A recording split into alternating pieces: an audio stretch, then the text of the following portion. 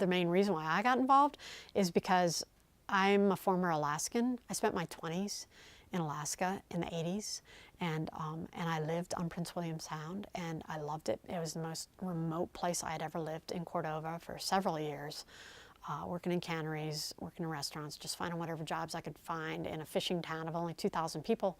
And the only place I've ever worked on a fishing boat was within just a few miles of where the Exxon Valdez hit.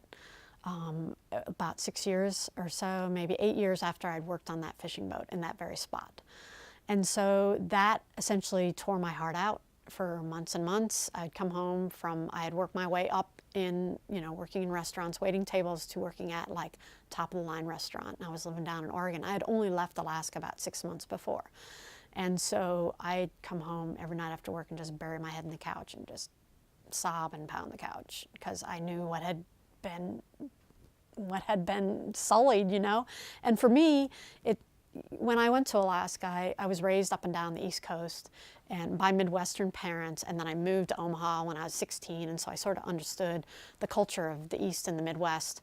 And when I moved out to Seattle as a jumping off point, and then ended up in Oregon, just living in the woods in a tent, because I was, I didn't want anything to do with houses and cars and money and the whole thing, and was just trying to get back to nature in my own terms. And then ended up hitchhiking up to Alaska, and it was totally hand in glove finding a wild place like that.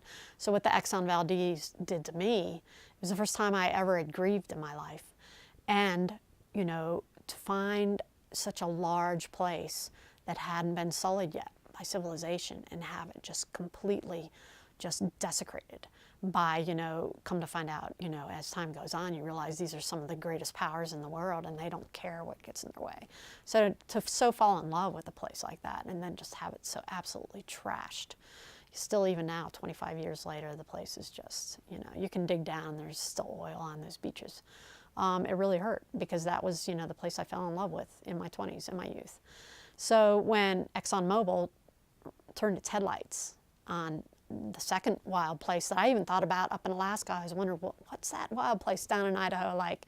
Turned its headlights on this place, I was like, you and I have a score to settle, and you ain't coming through here.